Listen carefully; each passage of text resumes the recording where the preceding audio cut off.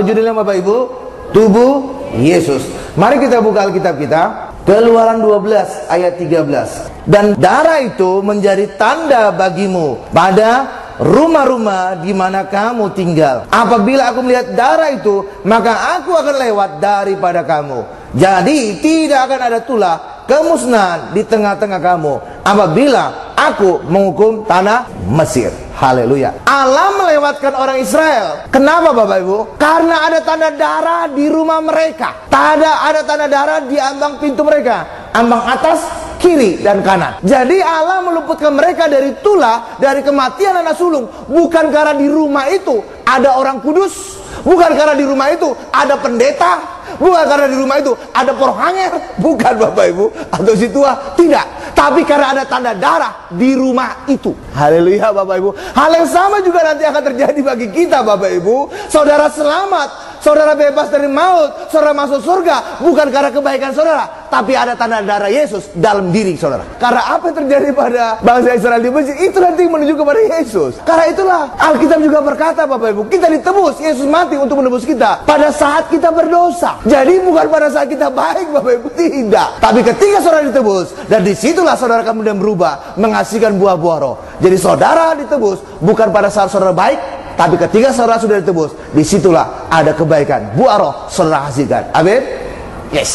Jadi tanda darah di ambang pintu itulah yang menjadi acuan, yang menjadi pegangan Allah, apakah melewatkan rumah bangsa Israel dari tulah atau tidak. Sehingga anak sulung manusia, anak sulung hewan luput dari kematian. Kenapa lewat tanda darah itu Allah meluputkan bangsa Israel Bapak Ibu? Karena tanda darah itu tanda lunas hak kesulungan Allah atas orang Israel. Tanda darah itu adalah tanda lunas hak kesulungan Allah terhadap orang Israel. Jadi begini Bapak Ibu, Allah itu punya hak atas kesulungan atas apapun milik manusia, apakah anaknya, apakah hewannya.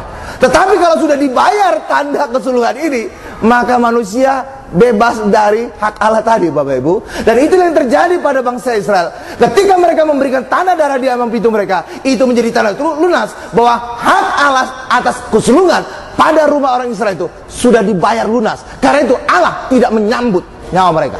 Tapi orang Mesir nggak tahu itu. Itulah sebabnya nggak ada tanda darah. Oh, belum lunas, ditagih. Haleluya. Dan ditagih, nyawanya berarti melayang Bapak Ibu. Nyawa manusia sulung dan juga nyawa hewan sulung mereka. Karena itulah bagi kita hari ini, tanda darah ini tanda pembayaran lunas hak kesulungan Allah atas manusia dan hewan. Dan itu telah dibayar oleh orang Israel. Tetapi di dalam rumah orang Israel ngapain Bapak Ibu? Mereka di dalam rumah itu makan domba Paskah. Jadi darahnya di ambang pintu itu meluputkan mereka Bapak Ibu dari maut.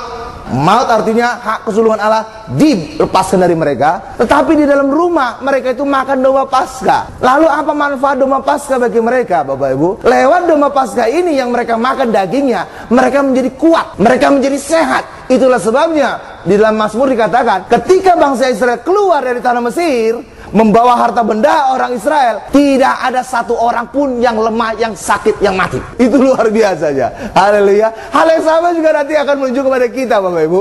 Pada saat kita menerima perjamuan kudus, kita menerima darahnya, maka kita bebas dari kematian, bebas dari kutuk. Tapi ketika kita menerima tubuhnya, maka saudara sehat, diberkati, dan saudara mengalami kemenangan. Amin. Itu yang akan terjadi. Karena itulah perjamuan kudus jangan hanya diterima hanya satu tok, tubuhnya aja atau darahnya, harus dua-duanya. Karena lewat kita terima dua-dua itulah kita menerima kesempurnaan Yesus, sehingga hidup kita selalu berkemenangan. Amin. Saudara lihat, ketika mereka makan domba Paskah Bapak Ibu, mereka menjadi berkuasa merampasi harta benda orang Mesir. Coba kita lihat Keluaran 3:22. Tetapi tiap-tiap perempuan harus meminta dari tetangganya dan dari perempuan yang tinggal di rumahnya barang-barang perak dan emas dan kain-kain yang akan kamu kenakan kepada anak-anakmu laki-laki dan perempuan. Demikianlah kamu akan merampasi orang Mesir itu. Sebelumnya apa? Mereka yang dirampasi. Mereka kan budak. Nah sekarang budak yang lunjak Bapak Ibu. Benar gak? Kenapa mereka bisa berubah? Kenapa mereka berkuasa? Kenapa orang Mesir takut? Karena mereka telah memakan domba Paskah. Dan orang Mesir takut atas mereka sekarang. Amin. Lah iya, kalau enggak mereka yang dirampasi Bapak Ibu. Dan itu yang terjadi bagi kita hari ini Bapak Ibu. Ketika kita nanti terima perjamuan kudus lewat darah Yesus, kita bebas dari kutuk, kita bebas dari kematian, kita selamat. Itu satu hal. Yang kedua, lewat kita nanti terima tubuh Yesus, kita diberkati, kita sehat. Dan saudara bisa merampasi hak milik setan Bapak Ibu. Haleluya. Saudara diberkati dalam usaha pekerjaan saudara. Saudara tidak lagi dirampasi oleh setan, tapi sebaliknya saudara berkuasa merampasi setan untuk saudara. Amin. Berikan kemuliaan luar biasa bagi Tuhan Yesus. Itu iya. Jadi saudara, sebelumnya mereka itu kere Bapak Ibu. Iya, budak kan kere Bapak Ibu. Benar. Tapi ketika mereka keluar dari Mesir, wow, harta benda Mesir mereka ambil semua Bapak Ibu. Saudara jangan bayangkan Mesir itu kere Bapak Ibu. Enggak. Zaman dulu Mesir itu adalah negara superpower pada masanya. Jadi kayak sekarang itu Amerika gitu Bapak Ibu. Ya, ketika orang Israel keluar, seluruh harta benda Mesir mereka rampasi. Waduh. Itulah sebabnya pada saat mereka keluar kaya raya. Dan buktinya kaya raya sampai mereka bisa membuat patung lembu emas. Kalau enggak dari mana tuh emasnya? Bapak Ibu?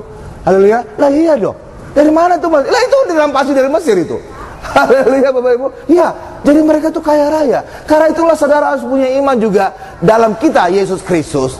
Orang Israel saja dalam menerima pasca bayangan sudah diberkati luar biasa sampai bisa membuat patung lembu emas. Maka saudara harus punya iman. Aku dalam Yesus pasca sejati, hakikat pasca, aku harus diberkati lebih luar biasa lagi. Amin Bapak Ibu. Lah iya, bayangan saja sudah memberkati orang Israel luar biasa. Haleluya. Maka saudara juga punya iman, aku lebih diberkati luar biasa. Haleluya. Ya, karena itulah saudara hari ini ketika kita di dalam Yesus, saudara harus punya iman. Aku diberkati, usaha pekerjaanku diberkati, sukses dalam karirku, sukses dalam usaha pekerjaanku, sukses dalam daganganku. Amin. Jadi kalau saudara masih mengalami masalah dalam usaha pekerjaan, saudara harus kembali sungguh-sungguh mengandalkan Tuhan. Karena kalau saudara mengandalkan Tuhan, saudara pasti jauh-jauh diberkati. Iya, ya, saya ngasih kesaksian aja lah kalau enggak. Saya dulu engineer Bapak Ibu, saya engineer. Karena itulah kalau saudara lihat nama saya ada gelar insinyurnya. Itu benar insinyur itu Bapak Ibu, bukan embel-embel itu. Saya dulu dari ITB. Jadi saya dulu lulus insinyur, kerja di suatu perusahaan industri 10 tahun. Nggak tahu bisa pas 10 tahun saya keluar ya Bapak Ibu. Nah, pada saat saya itu kerja di suatu industri, cukup mapan lah. Tapi kemudian rupanya Tuhan memanggil saya itu untuk pelayanan Bapak Ibu. Dan apa yang terjadi? Saya dengan mantep tanpa ragu saya tinggalkan pekerjaan saya. Mama saya sampai berkata saya itu sinting Bapak Ibu. Lah iya dong, udah insinyur, sudah capek-capek dibiayai, sudah dapat pekerjaan, ditinggal. Apaan ini? Orang nyari pekerjaan susah-susah. Amin Bapak Ibu. Masuk gereja lagi. Ya, karena apa? Ya, masih kebanyakan lah orang Kristen berpikiran kehidupan pendeta itu Senin Kemis gitu Bapak Ibu. Banyak dua puasa. Haleluya. Haleluya Bapak Ibu. Banyak dua puasa. Tapi saudara tahu, saya mantap meninggalkan pekerjaan saya, meninggalkan keinsinyur saya untuk jadi pelayanan Bapak Ibu. Iya, tapi puji Tuhan, ketika saya lepaskan sebuah itu, saya langsung dapat staf Pak Mariaji Bapak Ibu, staf pribadi beliau. Luar biasa. Haleluya, berkati saya. Haleluya. Dan apa yang terjadi sampai sekarang ini, saya pelayan di gereja dan tidak ada penyesalan Bapak Ibu. Justru saya mengucap syukur, saya mengambil keputusan meninggalkan semua pekerjaan. Ya, karena apa? Karena justru hidup saya sekarang diberkati. Saudara tahu berapa kali lipat? 5 kali lipat dari yang saya dapat waktu engineer dulu. Haleluya. Dan saudara jangan berpikiran, pasti saya kerjanya lebih berat. Oh tidak, justru lebih santai, 5 kali lipat. Kalau dulu saya kerja dari Senin sampai Jumat, dari jam 7 sampai jam 5, ya sampai di rumah jam 7 malam lah. Atau kadang-kadang Sabtu juga. Jadi 6 hari atau 5 hari kerja Bapak Ibu. Tapi sekarang jadi pendeta hanya hari Minggu, hari biasa hanya sekali. Saudara lihat itu? Hari biasa hanya persiapan khotbah aja. Kalian lihat, lebih santai kan? Tapi income-nya, kantongnya lebih tebal 5 kali. Kan mantap itu. Haleluya. Haleluya. Bapak Ibu, iya kan? Nah iya, karena itulah bagi kita hari ini, ketika saudara di dalam Tuhan, saudara diberkati. Andalkan Tuhan, saudara diberkati. Nggak perlu khawatir. Orang Israel aja keluar dari Mesir, hamba, budak, itu menjadi kaya raya, bisa membuat patung lembu emas. Apalagi kita yang menerima pasca saudara. Saudara harus punya amin. Aku diberkati karena aku mengandalkan Tuhan di dalam kehidupanku. Amin. Berikan kemuliaan luar biasa bagi Tuhan Yesus. Iya, haleluya. Ya, belum lagi dikalikan dengan istri saya, Bapak. Waduh, itu lebih berat lagi. Haleluya. Dia bos di satu perusahaan. Haleluya. Haleluya. Karena itulah saudara bisa hidup, saudara bisa enak Bapak Ibu. Karena di dalam Tuhan, Tuhan mengerjakan semuanya. Amin. Jadi gambarannya kira-kira gini. Ketika kita menghadapkan wajah kita kepada Tuhan, maka urusan duniawi akan Tuhan kerjakan bagi kita. Berkat itu mengejar kita Bapak Ibu. Iya. Tapi ketika saudara berpaling dari Tuhan, saudara menghadapi masalah dunia saudara, maka saudara akan kalah akan masalah dunia. Karena dunia itu terlalu besar untuk kekuatan kita. Harus Tuhan yang mengalahkan dunia. Amin Bapak Ibu. Itulah sebabnya kita bisa mengalami kesulitan. Karena itulah bagi kita hari ini, fokuskan wajah kita kepada Tuhan. Urusan dunia akan menyusul saudara, urusan berkat akan mengejar saudara. Dan itu yang terjadi. Haleluya. Karena itulah andalkan Tuhan dalam kehidupan kita. Tapi bukan berarti saudara harus jadi pendeta semua. Tidak. Apapun usaha pekerjaan saudara, tetap andalkan Tuhan, saudara tetap berkenan di hadapannya, dan saudara diberkati. Amin. Nah, ketika bangsa Israel keluar dari tanah Mesir, Bapak Ibu, mereka itu keluar pada saat Paskah, dan itulah nanti akan menuju kepada Yesus. Karena apa? Pada perjanjian lama itu adalah bayangan, hakikatnya siapa? Yesus. Dan ketika mereka keluar dari tanah Mesir, mereka tidak jalan sembarangan, tapi mereka dituntun oleh tiang awan dan tiang api. Banyak orang menggambarkan bahwa tiang awan, tiang api ini adalah menunjuk kepada Yesus yang nanti adalah tiang salib. Ternyata tidak Bapak Ibu. Kenapa tidak? Karena Allah selalu hadir barengan. Tiga pribadi Allah selalu hadir. Itulah sebabnya pada saat bangsa Israel keluar dari tanah Mesir, bukan hanya Yesus, gambaran Yesus yang hadir pada saat itu, gambaran Roh Kudus juga hadir. Apa bentuk gambaran Roh Kudus itu? Itulah tiang awan, tiang api itu. Dan itulah nanti akan diterima oleh murid-murid pada saat Pentakosta. Lidah-lidah api. Haleluya. Itu Roh Kudus. Jadi ketika bangsa Israel keluar dari tanah Mesir, mereka dituntun oleh tiang awan api. Inilah tuntunan Roh Kudus. Hal yang sama juga terjadi bagi kita hari ini. Ketika kita berjalan dalam padang gurun kehidupan kita, tuntunan Roh Kudus ada dalam diri kita. Roh Kudus adalah penolong kita. Amin Bapak Ibu. Lah iya dong. Karena itulah bagi kita hari ini, pribadi Allah yang kedua, Roh Kudus hadir pada saat orang Israel keluar dari tanah Mesir. Haleluya. Dan yang ketiga, pribadi Bapa. Dan itu terjadi pada saat mereka menyeberangi Laut Merah, baptisan. Dan itulah gambaran tentang Bapa, Bapak Ibu. Dan ketika mereka dibaptis itu, mereka sungguh-sungguh diubahkan oleh Allah. Ya, semula mereka mental budak, semula mereka gampang takut, semula mereka gampang digertak oleh orang Mesir. Tapi ketika mereka menyeberangi Laut Merah, mereka bukan lagi bangsa budak, mereka bukan lagi bangsa lemah, tapi menjadi bangsa penakluk. Semua bangsa yang mereka lewati, mereka kalahkan semua. Luar biasa. Memang sekali dua kali mereka kalah karena dosa mereka, tapi kemudian mereka memenangkan. Kalau mereka hanya berhenti pada kekalahan, mereka nggak sampai tanda kanan Bapak Ibu. Ya, jadi semua bangsa mereka kalahkan. Dan itu menjadi gambaran bagi kita hari ini Bapak Ibu. Ketika kita hari ini terima Yesus, terima tubuh dan darahnya Bapak Ibu, saudara kemudian dibaptis, terima Roh Kudus, ya, dan juga menjadi anak Allah, maka saudara bukan lagi bangsa lemah, saudara tidak lagi dikalang oleh setan, tapi saudara hari ini bisa menjadi penakluk setan, Ghostbuster saudara. Ya Bapak Ibu, ya, saudara menjadi bangsa perkasa. Karena itulah hari ini apa yang terjadi pada bangsa Israel di tanah Mesir itu menjadi gambaran bagi kita. Tetapi sayang Bapak Ibu, di Gunung Sinai mereka merubah perjanjian itu. Ya, semula sebenarnya mereka sudah enak dituntun oleh Allah, tapi karena kesombongan mereka, Allah kemudian memberikan hukum Taurat pada mereka. Sehingga mereka bekerja berdasarkan kebenaran mereka. Akibatnya mereka mengalami kutuk, mengalami masalah. Tetapi kalau mereka dulu tetap dalam anugerah, waduh, hidup mereka hidup terus berkemenangan. Ya, tapi sejak dari Gunung Sinai, hidup mereka mengalami kutuk. Coba kita lihat Keluaran 24 ayat 8. Kemudian Musa mengambil darah itu dan menyiramkannya pada bangsa itu serta berkata, inilah darah perjanjian yang diadakan Tuhan dengan kamu berdasarkan segala firman ini. Dan inilah terjadi perjanjian lama berdasarkan hukum Taurat Bapak Ibu. Ya, tetapi nanti kelak Yesus, darah Yesuslah yang merubah perjanjian ini. Sehingga pada saat perjamuan kudus Yesus berkata, inilah darahku, darah perjanjian yang ditumpahkan bagi kamu menjadi pengampunan dosa. Jadi perjanjian lama diubah menjadi perjanjian baru. Perjanjian lama dimeteraikan oleh darah hewan, perjanjian baru dimeteraikan oleh darah Yesus. Dan itulah Yesus yang bekerja. Yesus hidup dalam diri kita. Itulah hidup dalam anugerah. Tapi bangsa Israel pernah merubah itu. Dan bagi kita hari ini juga. Hari ini Bapak Ibu, ketika saudara bebas dari dosa, saudara hidup dalam anugerah. Tetaplah dalam anugerah. Jangan lagi terikat akan segala peraturan-peraturan. Jangan lagi saudara terikat akan segala, oh aku tidak melakukan ini, aku dosa. Aku tidak membaca ini, aku dosa. Aku tidak mengerjakan ini, aku dosa. Tidak Bapak Ibu, saudara hidup dalam anugerah. Izinkan Tuhan bekerja. Disitulah janji kemenangan terus kita alami dalam kehidupan. Amin. Berikan kemuliaan luar biasa bagi Tuhan Yesus. Itulah menjadi pertanyaan kadang-kadang orang Kristen gini Bapak Ibu. Pak, kenapa saya pada saat bertobat, awal-awal bertobat, kok kayaknya doa itu tokcer, nangis aja langsung dijawab Tuhan segala masalah saya.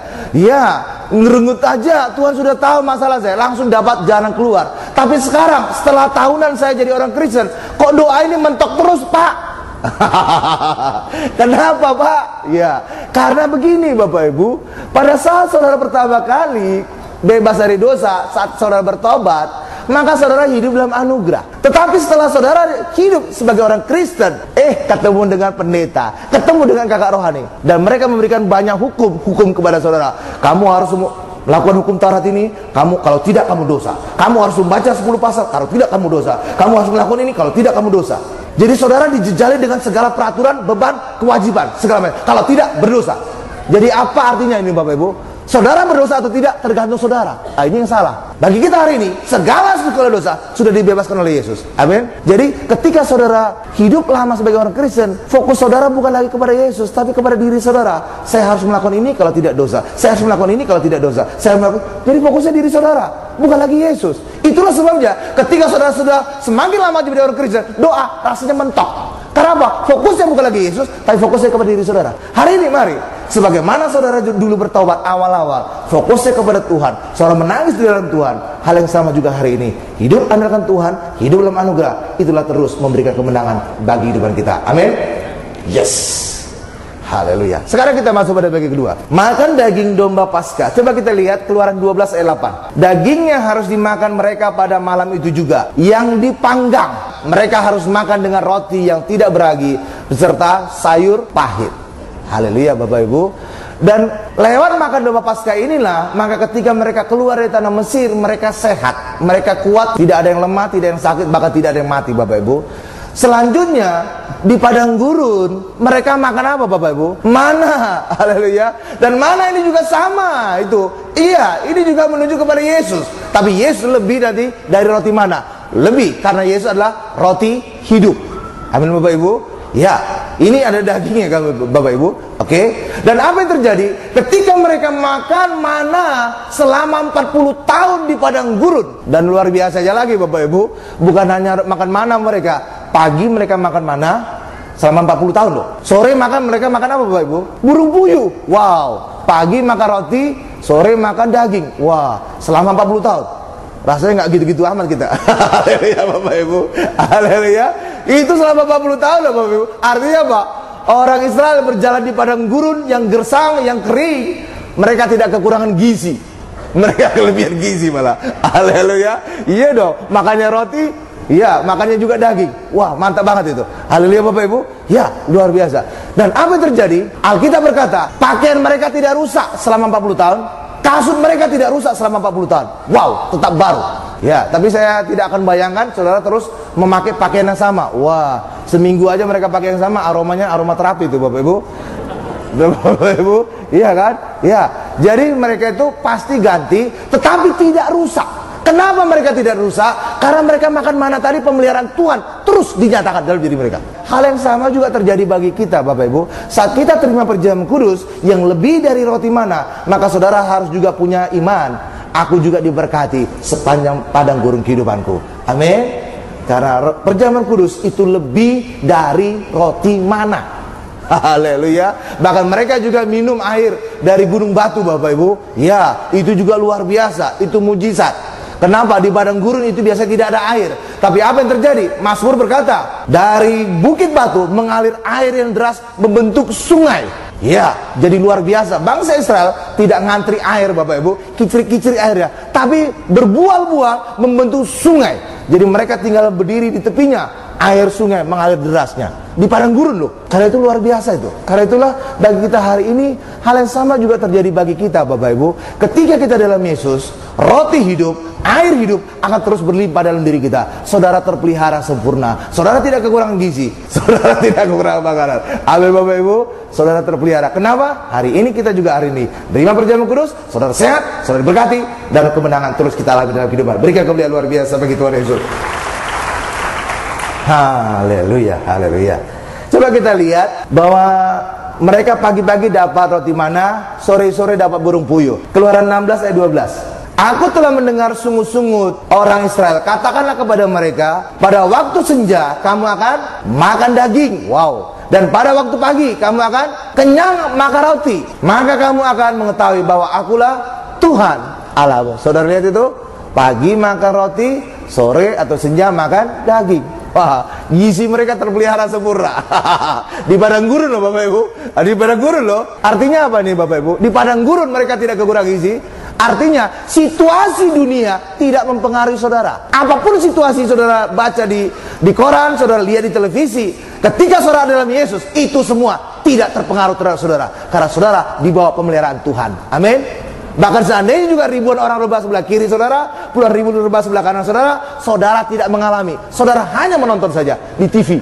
Saudara lihat semua itu, tapi saudara tidak mengalaminya. Amin. Nah iya dong. Karena itulah pemeliharaan Tuhan luar biasa. Dan gambaran yang sudah terlihat pada bangsa Israel zaman dulu di padang gurun. Haleluya. Ada satu lagi yang menarik kita bisa lihat Bapak Ibu. Pada masa bangsa Israel berjalan di padang gurun, bahkan juga ketika mereka masuk tanah Kanaan, mereka harus memberikan korban persembahan dulu. Apakah korban hewan, apakah korban makanan, atau segala macam Bapak Ibu. Barulah mereka diberkati. Kenapa mereka diberkati? Karena mereka mendapatkan pengampunan Tuhan lewat korban tadi. Saya ambil contoh lagi ginilah. Misalkan ini orang Israel Yahudi, dia berdosa Bapak Ibu. Maka ketika dia berdosa, apa yang terjadi? Maka dia harus datang ke bait Allah untuk minta pengampunan dosa. Dan ketika dia datang ke bait Allah untuk minta pengampunan dosa, dia tidak boleh tangan kosong, tapi dia harus membawa hewan korban. Dan umumnya adalah domba. Dia harus menjumpai imam. Nah sebelum imam itu mengorbankan hewan ini atau domba ini, umumnya domba, maka si orang Yahudi tadi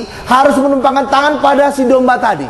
Dan apa yang terjadi? Semua dosa orang Yahudi tadi pindah ke domba tadi. Si domba tadi ini menanggung dosa si orang ini. Dan selanjutnya apa? Sesuai dengan firman Tuhan juga, hukuman dosa adalah, maka domba inilah harus mati menggantikan si orang ini. Karena itulah domba ini disebut hewan korban atau hewan tumbal. Dan ketika sudah dikorbankan, manusia tadi bebas dari dosa dan bisa pulang bebas dari dosa. Dan inilah gambaran tentang Yesus, anak domba Allah. Ketika saudara berdosa, datang kepada Yesus, serahkan dosa saudara, Yesus menanggung dosa saudara, Yesus yang mati di atas kayu salib, dan saudara bebas dari dosa saudara. Seperti itu. Sebenarnya prosesnya bukan hanya ini saja Bapak Ibu. Prosesnya sebenarnya ketika saudara telah dibebaskan dari dosa, ada proses satu lagi, yaitu saudara beroleh kebenaran. Coba kita lihat dulu 2 Korintus 5:21. Dia yang tidak mengenal dosa. Siapa dia nih? Yesus. Yesus yang tidak mengenal dosa telah dibuat Bapa menjadi dosa karena kita, supaya dalam Dia kita dibenarkan oleh Allah. Jadi proses di hadapan Allah bukan hanya tentang dosa, tetapi juga ada proses pembenaran. Lihat ke depan mimbar ini, saya akan ilustrasikan secara lengkap. Awalnya manusia itu berdosa, dan saking banyaknya dosa, singa merah seperti kirmisi. Seperti ginilah. Awalnya Yesus itu adalah penuh dengan kebenaran. Bukan hanya penuh kebenaran, Yesus sendiri adalah kebenaran itu. Karena Yesus berkata, aku adalah jalan, kebenaran, dan hidup. Tetapi pada peristiwa salib ini terjadi perubahan Bapak Ibu. Sesuai dengan 2 Korintus 5:21 tadi, Yesus yang tidak mengenal dosa dibuat berdosa karena kita. Dosa kita dipindahkan kepada Yesus. Dan pada saat yang sama, kebenaran Allah dalam Yesus diberikan kepada kita. Sekarang yang berdosa siapa Bapak Ibu? Yesus. Bukan karena dosa Yesus, tapi karena Yesus dibuat berdosa, menanggung dosa kita. Hal yang sama, sekarang siapa yang benar? Kita. Bukan karena kita benar, tapi dibuat benar karena Yesus memberikan kebenaran bagi kita. Karena inilah dari situasi ini Bapak Ibu, yang berdosa Yesus. Karena itulah Yesus yang mati di kayu salib, menjalani hukuman dosa kita. Amin Bapak Ibu. Iya, bukan kita. Lah kita nggak ada dosa lagi. Nah, ketika hal ini terjadi, maka manusia beroleh kebenaran. Dan kebenaran inilah mengandung berkat. Karena ketika kita dapat kebenaran ini, maka semua ditambahkan. Itu yang dikatakan Matius 6:33. Dapat kebenaran Allah, semua ditambahkan. Amin Bapak Ibu. Dan ketika dapat kebenaran ini, kita diberkati, kita disembuhkan, kita dipulihkan, kita dibangkitkan. Nah ini dia. Itulah yang terjadi pada perjanjian lama Bapak Ibu. Pada saat mereka memberikan dosa mereka kepada domba tadi, pindah dosa mereka kepada domba tadi. Misalkan ini dombanya Bapak Ibu, pindah kepada mereka. Dari domba tadi mengalir kebenaran. Nah inilah dia. Dan lewat kebenaran inilah maka Allah memberkati mereka. Jadi pada masa perjanjian lama, mereka harus memberikan dulu korban, memberikan korban domba. Karena lewat memberikan korban itu, dosa mereka juga terikut terbawa. Tapi di balik itu, mereka juga beroleh kebenaran. Dan disitulah ada berkat Tuhan, mereka terima. Tapi bagi kita hari ini dalam perjanjian baru Bapak Ibu, korbannya bukan lagi kita yang memberikan. Siapa yang memberikan? Allah sendiri. Siapa itu? Yesus yang diberikan. Jadi Yesus diberikan sebagai korban bagi kita. Dan lewat kita terima korban Yesus, kita terima juga kebenaran Allah. Haleluya Bapak Ibu. Nah, kembali lagi kepada cerita tadi. Awalnya kita berdosa. Ini Yesus penuh dengan kebenaran Bapak Ibu. Dosa kita bisa pindah kepada Yesus. Itu tidak otomatis pindah Bapak Ibu. Tapi dosa kita pindah kepada Yesus. Karena apa? Yesus memberikan darahnya kepada kita, membasuh dosa kita. Dan Yesus menarik dosa kita untuk dirinya. Haleluya Bapak Ibu. Jadi kita mengalami penebusan dosa ketika kita menerima darah Yesus. Nanti kita terima saat perjamuan kudus. Ketika kita terima darah Yesus, dosa kita ditarik oleh Yesus. Dan kebenaran Yesus juga diberikan kepada kita. Jadi pada perjanjian baru, kita menerima. Semuanya menerima. Korbannya juga kita terima dari Yesus. Berdarah juga kita terima. Dan inilah kita terima saat perjamuan kudus. Itulah sebabnya kenapa kita bisa menerima perjamuan kudus sesering mungkin. Karena perjamuan kudus itu bukan kita memberikan korban, bukan menyalibkan Yesus, tapi justru menerima semakin banyak, semakin banyak, semakin banyak dari Yesus. Menerima kasihnya, menerima pengampunan. Dan semakin kita menerima banyak pengampunan, menerima kasihnya, semakin banyak juga berkat kita terima dalam diri kita. Karena itulah hidup dalam perjanjian baru bukan lagi kita memberi, bukan lagi kita mempersembahkan. Karena Yesus berkata, aku lebih berkenan kepada belas kasihan. Siapa yang dibelas kasihan ini? Manusia. Jadi manusia harus terima. Semakin kita banyak terima, semakin banyak kita diberkati. Haleluya. Karena Yesus berkata, aku datang bukan untuk dilayani, aku datang untuk melayani. Semakin banyak kita terima pelayanan Yesus, semakin banyak kita diberkati. Karena itulah bagi kita hari ini, kenapa Bapak Gembala Sidang kita diperintahkan Tuhan untuk melakukan perjamuan kudus? Karena semakin banyak kita terima Yesus, semakin kita terima banyak, maka semakin kita diberkati. Karena pada saat saudara terima pengampunan, pada saat saudara terima kasih, maka saudara ikut juga menerima kebenaran, berkat, kesembuhan, kemenangan dalam kehidupan. Semakin kita terima Yesus, semakin sempurna kita. Semakin kita terima Yesus, kemenangan terus kita alami dalam kehidupan. Berikan kemuliaan luar biasa bagi Tuhan Yesus. Haleluya, haleluya Bapak Ibu. Iya. Karena itulah bagi kita hari ini, Allah itu baik sekali bagi kita. Iya, kita bukan lagi memberi Bapak Ibu, kita menerima. Betapa indahnya sebenarnya kehidupan orang Kristen, hanya menerima. Tapi kenapa banyak orang Kristen tidak bisa menyadari untuk menerima ini Bapak Ibu? Saudara tahu kenapa? Karena saudara, banyak orang Kristen punya mental bukan anak. Kalau anak siap menerima kasih orang tuanya. Tapi karena kebanyakan orang Kristen punya mental iman hamba. Kalau hamba, dia tidak siap menerima. Kalau hamba, siap bekerja, dia memberi. Hari ini mari sadari, kita bukan lagi hamba, kita anak, siap menerima kasih Bapak kita, siap menerima banyak hal dari Bapak, siap menerima banyak Tuhan, siap menerima banyak hal. Dan ketika kita menerima, disitulah berkat kita alami dalam kehidupan. Jadi kehidupan orang Kristen bukan lagi semakin banyak kita berbuat, semakin banyak kita memberi, maka kita berkati. Tidak, semakin banyak kita terima, semakin banyak kita diberkati. Amin. Ya, karena itulah bagi kita hari ini sadari, kita anak Allah, semakin kita diberkati, semakin menyenangkan hati Bapa kita di surga. Berikan kemuliaan luar biasa bagi Tuhan Yesus. Sama seperti saudara lah, ketika saudara nyuapin anak saudara, apalagi anak kecil, ayo makan nak, makan. Semakin senang, semakin banyak anak saudara makan Bapak Ibu, orang tuanya senang. Wih, pintar anakku sekarang. Waduh, satu piring sudah habis. Udah masuk piring kedua nih, masuk piring ketiga, piring kelima. Oh, congok banget kamu. Tapi semakin banyak saudara, ya anak saudara menerima, hati saudara senang. Benar Bapak Ibu? Senang dong, karena anak saudara perlu pertumbuhan. Amin Bapak Ibu. Iya kan? Semakin anak saudara menerima, semakin senang orang tua. Haleluya. Karena apa? Anak kita siap menerima kasih kita. Dan itulah yang harusnya disadari oleh orang Kristen. Kita anak Allah, siap menerima banyak hal, maka saudara siap mengalami pemulihan, berkat, kemenangan dalam kehidupan. Amin. Sekarang kita masuk pada bagian ketiga. Makan daging Yesus dan minum darah Yesus. Coba kita buka Yohanes 6 ayat 52 sampai dengan 54. Orang-orang Yahudi bertengkar antara sama mereka dan berkata, bagaimana ia ini dapat memberikan dagingnya kepada kita untuk dimakan? Maka kata Yesus kepada mereka, Aku berkata kepadamu, sesungguhnya jikalau kamu tidak makan daging anak manusia dan minum darahnya, kamu tidak mempunyai hidup di dalam dirimu. Barang siapa makan dagingku dan minum darahku, ia mempunyai hidup yang kekal, dan aku akan membangkitkan dia pada akhir zaman. Amin Bapak Ibu.